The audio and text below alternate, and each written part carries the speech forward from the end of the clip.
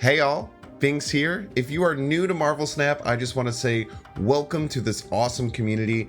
I've been playing the game non-stop for about 5 months and I've been building a ton of different decks, so I have a very good feel for how a lot of the different cards work and what kind of decks that they'll fit into. This is going to be the beginning of my series where I'm going to review every single card. I'm not going to just kind of tell you what cards are good, what cards are bad. I'm just going to give you a general idea of what kind of decks every single card fits into, and once you unlock these different cards, how you can utilize them. It's conveniently broken down into pools 1, 2, and 3, so you can skip ahead to wherever you are or only cover the cards that you have, but I really hope you like this analytical approach I'm going to take to these different cards. Let me know what you think down below and look forward to the rest of the series soon. If you're enjoying these videos, make sure to like it. You can subscribe to my channel if you want more content like this. I'm building a ton of Marvel Snap content, and there's a huge library back on my channel from earlier in the beta. And you can catch me live either here on YouTube or at Binks_plays on Twitch. Enjoy. In Pool 1 and Starter cards, I'm just going to kind of group Pool 1 and Starter cards because you'll get all of them pretty quickly.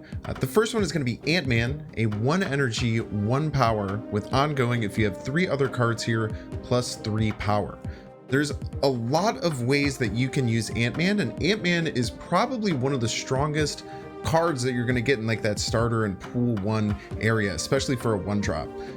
Very often you're going to be filling up a location if you're going to include Ant-Man in a deck, because you're going to be a bit more flood heavy or a bit lower curve than maybe like a big chunky kind of deck. So you're going to get this ongoing really consistently, and to get a 1 energy 4 power card is at a super premium this game. Not many other cards can really hit that. You know, you're basically just looking at that and Rocket Raccoon when its trigger actually hits. So Ant-Man is super valuable. I think that as far as Pool 1 starter cards go, it's probably the best one cost card. It might be like the best 1 cost card in the game, probably as far as play rate. But you're going to want to fit Ant-Man into pretty much any flood style or you know, kind of more aggressive style deck that's going to use things like Khazar and Blue Marvel to buff, because you're going to very often be getting that ongoing ability and getting its full 4 power.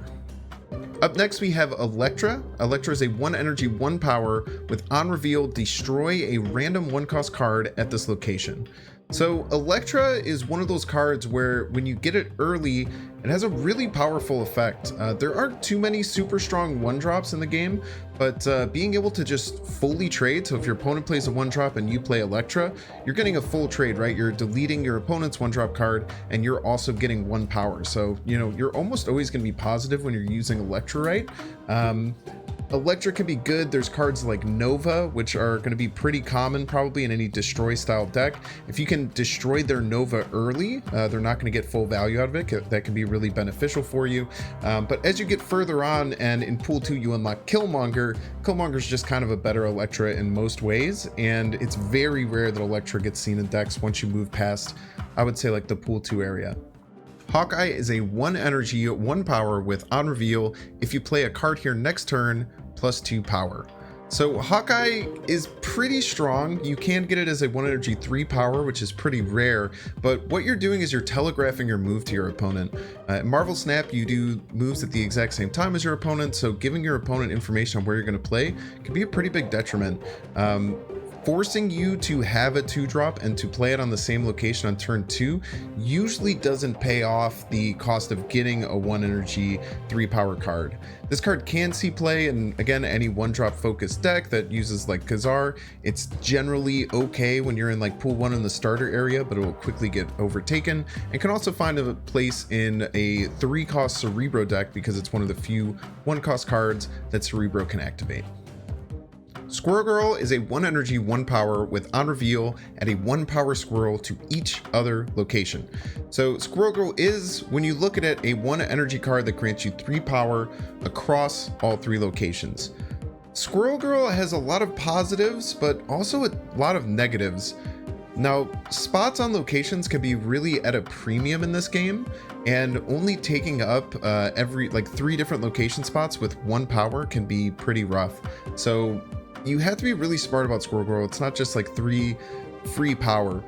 You do get some advantages of spreading your power out to different locations, but it's really tough. A lot of times if you're running Carnage in your deck, this can be really great because you can eat those squirrels. If you're in like a really Khazar focused deck, but you don't actually have that many 1-drops in it, Squirrel can be really good because it can give you 3 different 1-cost cards to get buffed by Khazar. So any really heavy Swarm deck early on, you're going to see her, and then she really falls out of practice. Sometimes you see her in like some Patriot decks because the squirrels are vanilla minions. Angel is a 1 energy 2 power card with when one of your cards is destroyed, this flies out of your deck to replace it. So this is a really unique mechanic. Anytime there's a destruction on your side of the board, Angel is going to appear out of your deck and take that place. Now Angel kind of works like patches in Hearthstone, if you've ever seen that, which can be really good to thin out your deck. And in any like destroy style deck where you're using more than 1 destroy trigger, so not just Carnage, but like Carnage and Deathlock, I would definitely recommend Angel. If you unlock Angel really quickly in pool 1 and you're trying to play it, you know, any kind of like destroy deck, I would definitely recommend putting Angel in there. Angel kind of falls out of favor later on for destroy decks, just because getting a 2 energy or 2 power card isn't that valuable and doesn't really take up a deck slot when there's a lot more valuable cards that you can fit in. But I think that Angel is always a really cool option, has one of the most unique abilities in the game, and early on definitely try it out in your destroy decks and see if you enjoy it. Next up, we have Iron Fist, which is a 1 energy 2 power card with on reveal, move the next card you play 1 location to the left after it reveals. So Iron Fist obviously just has a really clear place in just about any move deck, right? It has a really cool move mechanic. It's very cheap and you get that move trigger and you can play it ahead of time. So you can play it 1 turn and then use it the next turn. So it's really, really flexible, probably one of the better move cards. But Iron Fist also has some really, really good synergies. You can get a card into a position you might not be able to via like Death's Domain that would destroy a card you played into it, or something like the Sanctum Sanctorum. And it also has really good synergy with Angela. If you play a card after Iron Fist into that Angela lane, it'll move off to the side while still giving Angela the +2 buff, so you can get Angela even bigger than her so-called max of 2/7. So Iron Fist is a really good card in just about any deck. Don't think that it needs to only be in move decks. And if there's ever any kind of like arena or draft style format, Iron Fist is a great 1-drop because it gives you that little bit of utility to win some of those locations that you can't really get to. Korg is a 1 energy 2 power card with on reveal, shuffle a rock into your opponent's deck. If you don't know what a rock is, it's a 1 energy 0 cost card, and as the vanilla text reads, well, that's useless. So what Korg does is it's going to throw that rock into the deck and shuffle it in at some point, so you're potentially having your opponent miss one of their draws later on. The way that the math works out is that if you do it on turn 1, you're giving your opponent a 55% chance to draw that rock. So actually a 55% chance for them to miss a draw while getting a premium statted 1 energy 2 power 1-drop. I love Korg. I put Korg into almost any deck where I kind of want another 1-drop. It's getting a rock in your opponent's deck, they could pull it out with Jubilee, or it's going to cost them a draw. It feels really, really good when it happens. Mantis is a 1 energy 2 power card with on reveal, if your opponent played a card here this turn, draw a card from their deck. So it's one of those Guardian cards. Every single card that's from the Guardians of the Galaxy is going to have a very similar effect, where the on reveal is conditional on you calling out where your opponent is going to play. So the reward with Mantis, it's a fairly static card, 1 energy 2 power, but what you're going to do is get to draw one of your opponent's cards. So this does a couple of things for you. You can remove a resource from your opponent. And I would definitely say that if you're running any kind of deck that's utilizing things like Devil Dinosaur, where you want a big hand, or the Collector, where you're adding cards, when you're early on in the pool system, Mantis is going to be a great option for you. Misty Knight is a 1 energy 2 power. That's it. She's what we call a vanilla minion, a minion that doesn't have any stats. There's 1 for every energy cost in this game, and then any token is also considered that. So like the squirrels, or like the Sinister clone from Mr. Sinister, but you get the little flavor text here. That's how you know it's a vanilla minion. Essentially, the moment you have the ability to replace Misty Knight with another 1 energy 2 power card, you want to do that. Misty Knight can see some use in Patriot decks, which rewards you for running vanilla minions, or if Washington, D.C. is the featured location. Nightcrawler is a 1 energy 2 power card with you can move this once. So there's a few different ways that Nightcrawler can work. With a card like Craven that gets power every time a card moves there, you can obviously utilize it. Nightcrawler, similar to Iron Fist, is a great way to move into a location that maybe you weren't able to get to, be it like Death's Domain or the Sanctum Sanctorum, where you can't play cards there. This gives you the option to actually get a card over there. I would say it's definitely early on, like pools 1 and 2, a staple one drop that you can fit into just about any deck, and any arena style deck. For the same reasons that you might run Iron Fist, you could definitely run Nightcrawler, but definitely a card that you should try out, and if you enjoy the mechanic of moving, you should definitely utilize it in your decks. Nova is a 1 energy 2 power card with, when this is destroyed, give your cards +1 power. Now, if you're just starting Snap, you don't have to live in the days where Nova gave everything +2 power. It used to be one of the most oppressive cards in the entire game, but now it's down to 1 power, and I feel like it's a really balanced effect that's still good in some destroy decks, but not necessarily an auto include.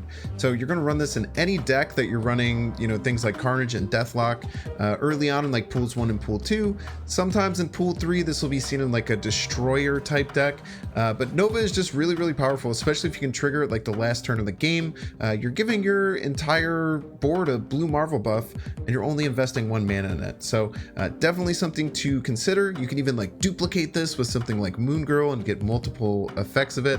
But in any destroy deck early on, you're definitely going to want to run this card. And you can think about trying to include Karna and Nova into any token-based deck and see if it helps you.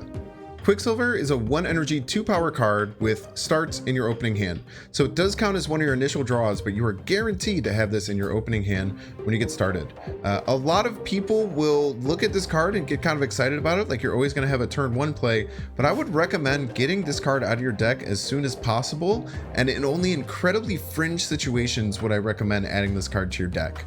The problem with a card like Quicksilver is that you have 12 cards in your deck, and you're going to draw 9 of them naturally over the game. So about 75% chance to draw every card. If you're adding Quicksilver, you're going to draw Quicksilver 100% of the time, and that's going to pull and make you less likely to draw any of your other cards in your deck. So unless you're considering Quicksilver the best card in your deck, and you're really prioritizing playing a 2 power card on turn 1, which I really don't think you should, I would almost never run Quicksilver. There is some argument for some decks like Flockjaw to run cards like this to make sure that your bigger cards stay in your deck and you can use these smaller cards early, but I personally believe that you should really never run this in just about any deck. I just don't think that the math makes sense. Rocket Raccoon is a 1 energy 2 power card with, on reveal, if your opponent played a card here this turn, +2 power. So again, this is a Guardians of the Galaxy, so it has that conditional on reveal of getting +2 power if your opponent played a card here. And I would say that this is maybe the best of all of the Guardians of the Galaxy cards. Getting a 1 energy 4 power card is really, really strong. When you're early in like pool 1 and pool 2, and you're running any kind of deck that runs a lot of 1 power cards, I would definitely think about including this card in your deck. One other really cool thing about the Guardians of the Galaxy is that it feels really good to call out your opponent. So especially if you're just, you know, having fun with the game and trying to learn early on, definitely think about including a lot of these Guardians in your deck, because the way that you're going to get rewarded for actually calling things out is really great, and Rocket Raccoon is probably the best of them. So definitely think about it. Uatu the Watcher is a 1 energy 2 power card with, once this is in your hand, you can see the unrevealed locations. So it's a really cool and very unique effect. When you have this in your hand, you get this really cool animation, and you can click on the unrevealed locations and see what they are. So I really have a lot of love for this card, but from a competitive standpoint, it's kind of just a 1 energy 2 power. The only time that you might want to sneak this into one of your decks is if there is a featured or hot location that is very restrictive or very important to know where it's going to be. Having Uatu the Watcher as your 1-drop can be a pretty good choice, but overall, it's probably not super competitive. Yondu is a 1 energy 2 power card with, on reveal, remove the top card of your opponent's deck. So when this activates, it pulls the top card off and destroys it, so your opponent's not going to have it. Now, don't think of this card as disruption. It's really hard in card games to think of destroying a card that's in your opponent's deck as disrupting them. You're not really doing that. You're actually thinning their deck, so it can be a positive or a negative, but it's definitely not something that you should think of as, you know, controlling or destroying one of your opponent's cards. The reasons times that you would use Yondu is if you're facing a lot of America Chavez. Chavez will often sit on the top of your opponent's deck based on its ability. So if you use Yondu on turns 4 or turn 5, it's a really good chance for you to actually delete that card from the top of their deck. Another way that you can utilize Yondu is for a bug that's actually associated with it. When you remove the top card of your opponent's deck, it counts as destroying it for the card Death, which will lower its cost by 1 every time a card is destroyed, but it doesn't activate things like Wolverine or Deadpool. So it's a bug that the devs know about, they're trying to fix currently, but it's currently running a deck called Deathwave that's trying to get Death discounted. So Yondu, it's an okay card. I would say that you probably don't want to utilize it unless you're utilizing it for that bug, or if you're running to America Chavez all the time and you want to take it off your opponent's deck. Blade is a 1 energy 3 power card with on reveal, discard a card from your hand. So it's really overstated at 1 energy 3 power. There's only 2 cards that have that initial stat line, and the discarding a card from your hand is a negative but can also be seen as a positive. There are cards that like when you have your hand completely empty, like Strong Guy, and there are cards that get advantages when you discard them.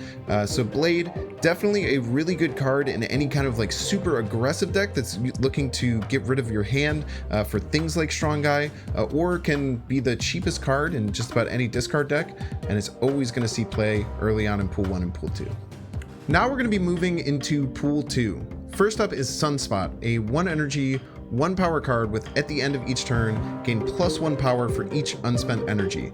Sunspot sees play all the time in any really big type deck, or any deck that uses a card like Electro that's going to limit how much you can do on a particular turn. You're definitely going to want to include Sunspot because it's going to grow quite big. Even in some of the more just like aggressive style decks, Sunspot can still very often hit a 1-3, and at the very least you're going to hit 1-2. It's almost impossible to fully spend your energy every single turn. If you are running the card Infinite, which is a 6 energy 20 power where you have to skip turn 5 to play it, Sunspot just fits really great, and you're able to not just waste that entire turn 5 but actually invest it into one of your cards that's already on the field. Agent 13 is a 1 energy 2 power with on reveal, add a random card to your hand. So it's a completely random card, one that you have collected, haven't collected, pools 1 through 3, even Galactus and Thanos right now could be added to your hand from Agent 13. So Agent 13 is a really fun card. It's well statted, and you just get a random resource that your opponent can't really expect. I would definitely say that if you're running any kind of Devil Dinosaur type deck or any collector type deck, Agent 13 is a really great card early on, and I think that it's really fun to play in Pool 1 because you're going to get access to some of those Pool 2, Pool 3 cards that you don't have, so definitely try fitting it into your deck. Iceman is a 1 energy 2 power card with on reveal, give a random card in your opponent's hand +1 cost, maximum of 6. It is really nice that they added this because otherwise you can brick your opponent's 6-drop, so I do think that that's the fair way to do it, but Iceman is kind of similar to Korg. It's a card that can go in pretty much any deck that needs a 1-drop. It is really good utility for kind of breaking up your opponent's combos, making your opponent's game plan kind of wither a little bit, and if your opponent does end up playing that card, you're kind of paying 0 energy for a 2 power card, which is really good. So I think that Iceman is one of the best cards. In Pool 2, you're definitely going to want to start adding it to your decks, and it can fit into just about any deck because it has a nice, simple, on reveal ability that can be utilized anywhere. Ebony Maw is a 1 energy 7 power card that says you can't play this after turn 3. Ongoing, you can't play cards here. So Ebony Maw is a very divisive card. You get a ton of power for the energy. However, it has 2 really bad downsides in that if you draw it after turn 3, it just can't play it out of your hand, and with the ongoing ability, it keeps you from playing anything else there the rest of the game. There are ways to still make Ebony Maw work. People will run Ebony Maw and Zero in a deck, so Zero does not get rid of the ability to play it after turn 3, but it does stop the ongoing ability, so you can continue to play cards there.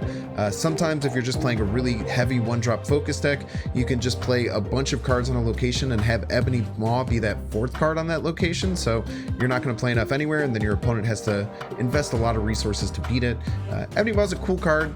You have to be really smart with what kind of decks that you fit him into, but definitely worth trying. Sometimes in like move style decks too, you can move things over, but give him a try, get a lot of reward but a lot of drawback. Very interesting card. All right, we're gonna move on to pool 3 here. And first we're gonna start with the Hood, a 1 energy, -2 power card with on reveal add a demon to your hand. Demon is a vanilla token type minion. It's a 1 energy 6 power, says a deal is a deal. Hood is used a lot. It's used in just about any destruction style deck. You can play the Hood out and then eat it with something like a Carnage, turn that -2 into a +2 with the Carnage, or just blow it up with the Deathlock, and you're going to get that 1 energy 6 power card, which is super overstated. I would say that once you unlock the Hood in pool 3, it's great to use in, like I said, any destroyed level deck. Any 1-drop focus deck can get some good things out of the Hood. There's cards like Viper that can send cards over to your opponent's side. The Hood does a really good job there. Just a really solid 1-drop card that's really flexible with how you can play it. So definitely mess around with it and try and fit it into your deck once you unlock it in pool 3. Next up we have Deadpool, a 1 energy 1 power that reads, when this is destroyed, return it to your hand with double the power. This card is really cool. It's a build around card for a type of a destruction deck where you're trying to get Deadpool as big as possible, sometimes doubling it up with things like Moon Girl, but you can do different ways to actually like influence its starting power so that the double can be just that much more effective. You can use things like Hulkbuster to give it extra power, you can use Forge to give it extra power, and then as it starts to break, return to your hand, the more times you can destroy it, it can really get out of control. I think that Deadpool is really hard to make work. If this started with 2 power, it'd be a little bit better, but definitely once you unlock it, try and fit it into some destroy style decks, see what you can do with it. A lot of people have a ton of fun with this card. Quinjet is a 1 energy 2 power card with ongoing. Cards that didn't start in your deck cost 1 less. So this is a really cool effect. So any cards that you might get into your deck from things like Agent 13, Mantis, Cable, cards that you copy with Moon Girl, all of these are going to get a -1 discount if you can play this out early. And getting the 1 energy discount on some of these cards can be really great. So definitely try it in any deck that would be running something like Devil Dinosaur or Moon Girl to get more copies of your cards and to be able to play them at a discount. Quinjet is a lot of fun. Next up we have Zero, a 1 energy 3 power card with on reveal, remove the abilities on the next card you play. Now this seems like a downside because a lot of cards have really strong on reveal or ongoing abilities, but it can actually be a huge benefit as well. There are cards with like negative ongoing abilities but are overstated. Something like Zero can actually turn the negative looking thing into a positive, and what happens when you add a negative to a positive? You usually end up with 0.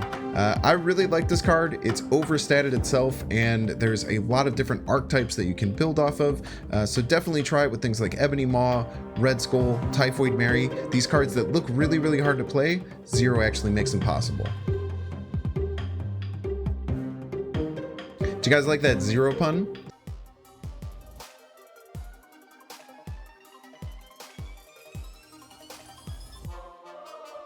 Make sure to subscribe.